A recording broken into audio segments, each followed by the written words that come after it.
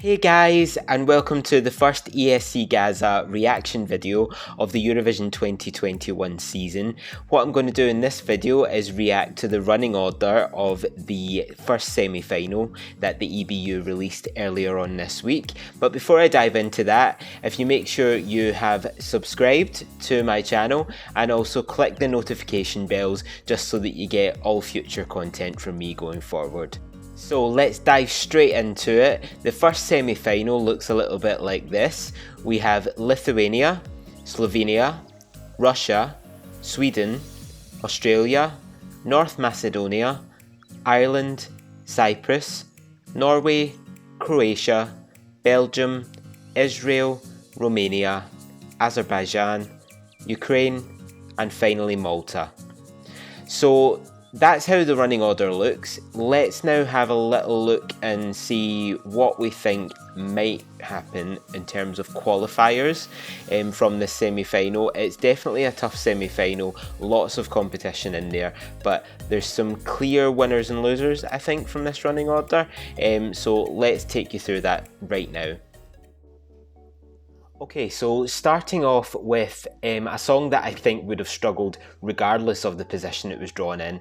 North Macedonia, I don't think that is advancing to the final. Basically, it's your typical Disney musical cheesy ballad. Seems a little bit desperate, a little bit overindulgent perhaps. And for me, it just meanders along with no real progression. And yeah, I really don't think that it's making it to the final.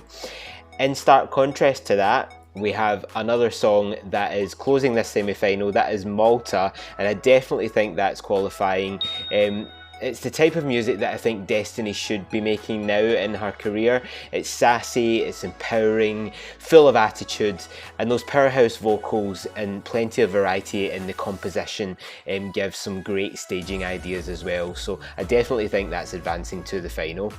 Then we've got Cyprus. That was one of the earliest up-tempo bops to be revealed, and it's steadily holding its own in the polls that we see. It probably won't be another Fuego, let's admit it, but it's definitely got the appeal and style to qualify quite easily from this group, I think.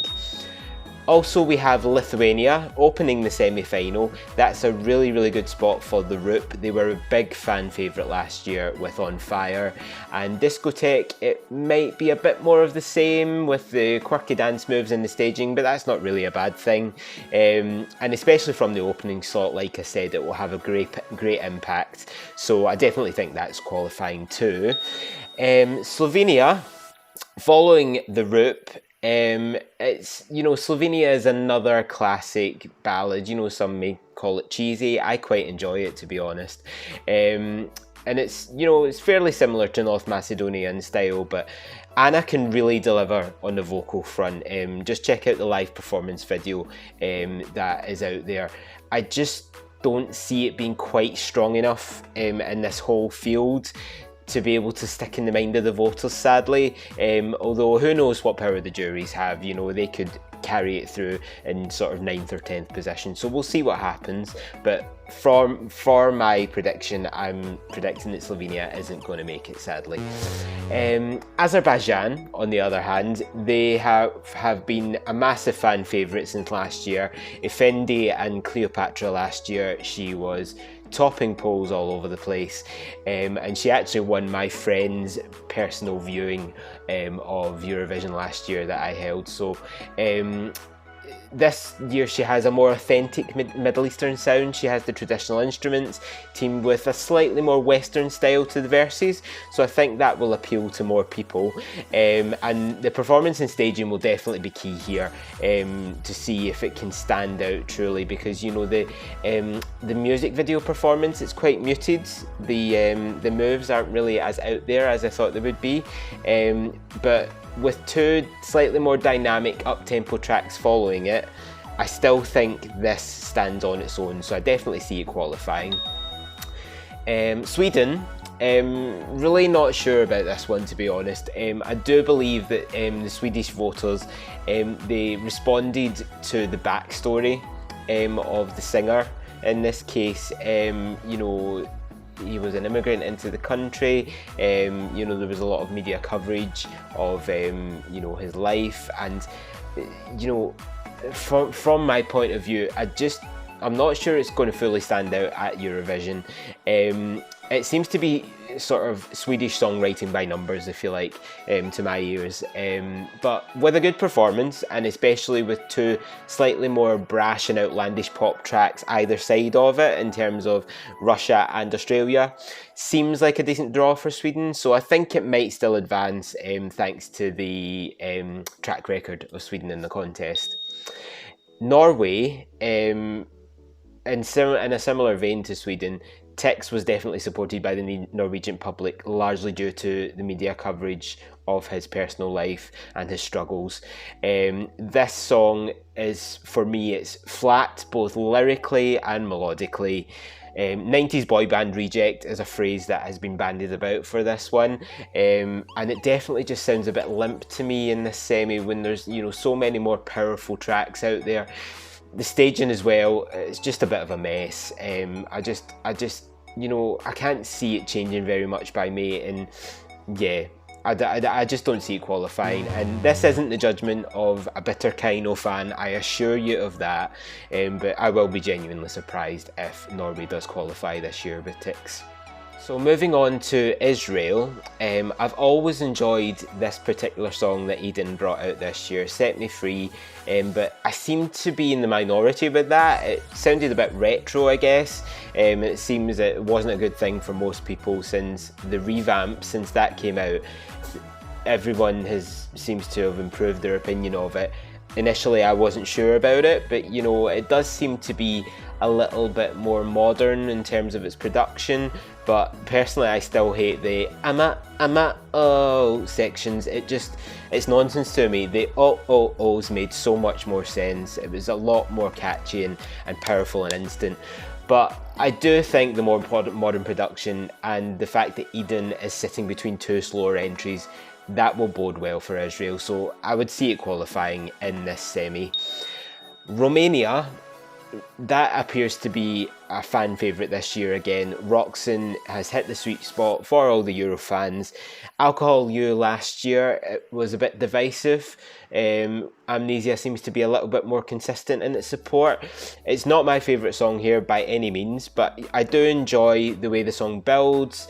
And judging from the music video, I think she'll have a pretty spectacular stage show planned. So her voice will be a key factor here, because she sometimes sounds either a bit drunk or half asleep.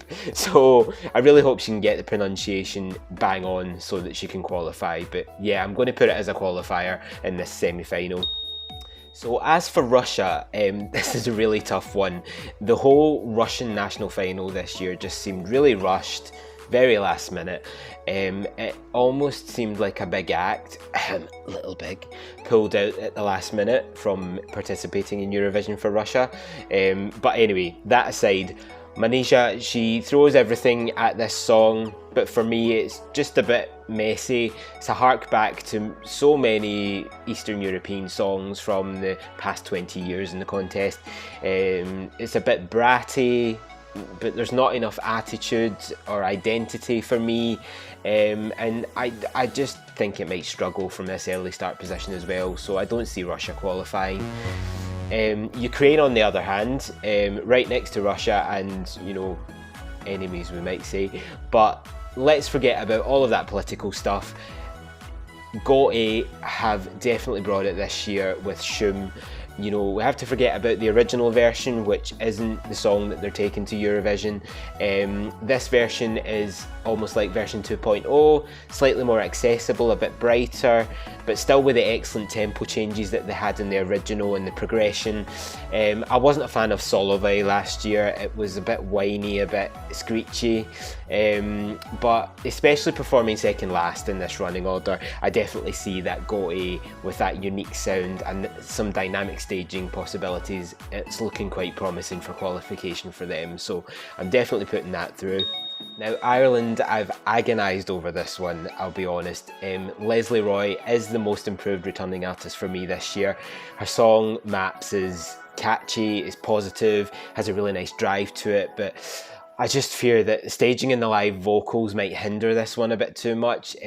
Leslie has she's a habit of straining a little and squealing sometimes in live performances.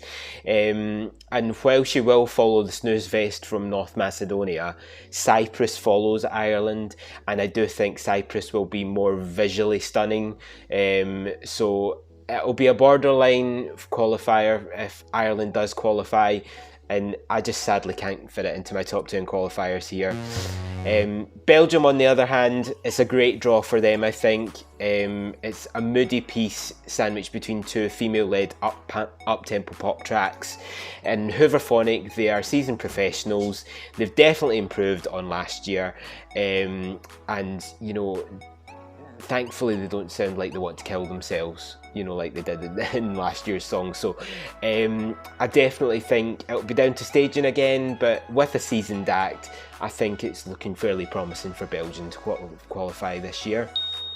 So this brings us down to our final two. We've got Croatia and Australia left. Croatia, on one hand, is fun, it's catchy, it's very radio friendly, but is it maybe a little bit too safe perhaps, a little bit generic? You know, the Dora performance seemed very Eurovision friendly, but, you know, I'm just not sure. It was nice to hear the Croatian language part of it as well, but yeah, we'll need to see.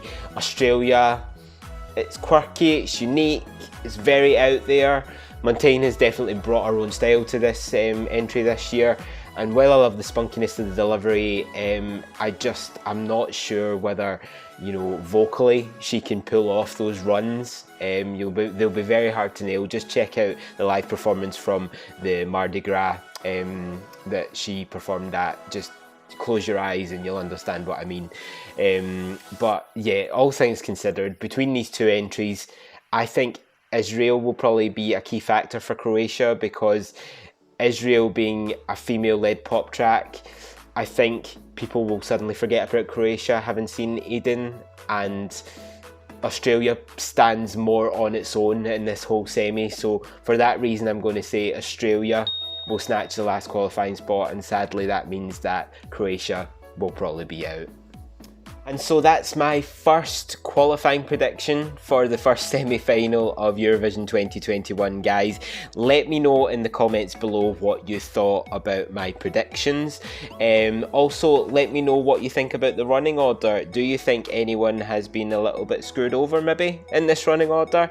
Or who really stands out as having benefited the most from a good spot in the running order this year? Let me know in the comments, and also remember to subscribe and click those notification bells for all future videos. Until next time, see you later, guys!